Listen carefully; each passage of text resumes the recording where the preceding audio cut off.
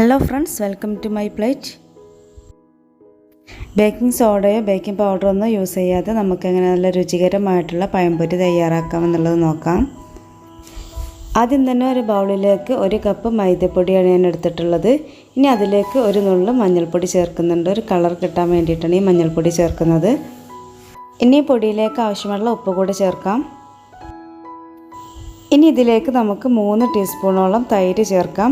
ഈ തൈരിൻ്റെ പ്രവർത്തനം കൊണ്ടാണ് നമ്മുടെ ഈ ഒരു പഴംപൊരി നല്ല സോഫ്റ്റായിട്ടും നന്നായിട്ട് പൊങ്ങി വരാനൊക്കെ സഹായിക്കുന്നത്. അധികം പുളിയില്ലാത്ത തൈരാണെന്നുണ്ടെങ്കിൽ നമുക്ക് 4 ടീസ്പൂൺ വരെയൊക്കെ യൂസ് ചെയ്യാം. ഇനി ഈ തൈര് ആക്റ്റീവ് ആവാൻ വേണ്ടിയിട്ട് 2 ടീസ്പൂണോളം പഞ്ചസാര കൂടി ചേർക്കുന്നുണ്ട്. പഞ്ചസാര ചേർക്കാതെ തയ്യാറാക്കാം. ഇനി ഇതിലേക്ക് ആവശ്യത്തിനുള്ള വെള്ളം ചേർത്തിട്ട് നമ്മളിതൊന്ന് മിക്സ് ചെയ്തെടുക്കുകയാണ് ചെയ്യുന്നത്. ഇപ്പോൾ 3/4 കപ്പോളം വെള്ളമാണ് ഞാനിപ്പോൾ എടുത്തിട്ടുള്ളത്. നമ്മൾ പൊടി എടുത്തിട്ടുള്ള കപ്പിന് 3/4 കപ്പാണ് എടുത്തിട്ടുള്ളത്. ഇപ്പോൾ നല്ല ടൈറ്റായിട്ടുള്ള മാവ് ഞാനിവിടെ തയ്യാറാക്കി എടുത്തിട്ടുണ്ട്.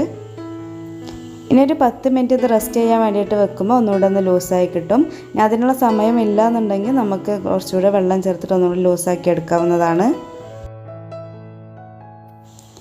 ഇനി നമുക്കിത് ഫ്രൈ ചെയ്യാനുള്ള ഓയിൽ ഒരു ചട്ടിയിലേക്ക് ഒഴിച്ചിട്ടൊന്ന് ചൂടാക്കി എടുക്കണം.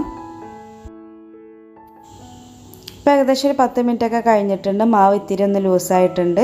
എന്നിരുന്നാലും നല്ല കട്ടിയിൽ തന്നെയാണുള്ളത്. അപ്പോൾ ഈ ഒരു കൺസിസ്റ്റൻസിയിലാണ് നമ്മൾ പഴംപൊരി തയ്യാറാക്കുന്നത്.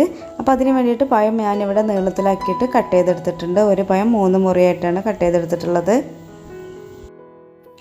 ഇനി ഓരോ പീസ് പഴം നമ്മളിതുപോലെ മാവിൽ മുക്കിയെടുത്തിട്ട് ഡയറക്റ്റായിട്ട് നമുക്ക് എണ്ണയിൽ ഒഴിച്ചിട്ടൊന്ന് ഫ്രൈ ചെയ്തെടുക്കാം.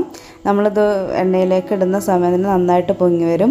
നമ്മളൊരു ബേക്കിംഗ് സോഡ ബേക്കിംഗ് പൗഡർ ഒന്നും യൂസ് ചെയ്യാതെയാണ് ഇത് ഉണ്ടാക്കുന്നത്. അപ്പോൾ അതൊരു കെമിക്കലൊന്നും യൂസ് ചെയ്യാതെ തന്നെ നമുക്ക് നല്ല ഹെൽത്തി ആയിട്ടുള്ള പഴംപൊരി തയ്യാറാക്കാൻ വേണ്ടിയിട്ട് സാധിക്കും.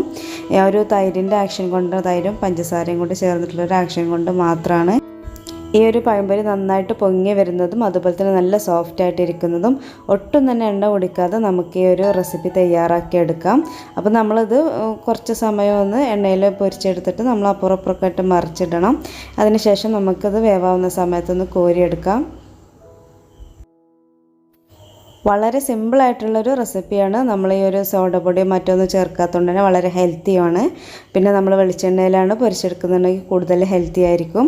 അപ്പോൾ റെസിപ്പി ഇഷ്ടമായിട്ടുണ്ടെങ്കിൽ നിങ്ങൾ ലൈക്ക് ചെയ്യാനും ഷെയർ ചെയ്യാനും ഒന്നും മറക്കരുത്. കൂടെ സബ്സ്ക്രൈബ് ചെയ്യാനും കൂടെ മറക്കല്ലേ.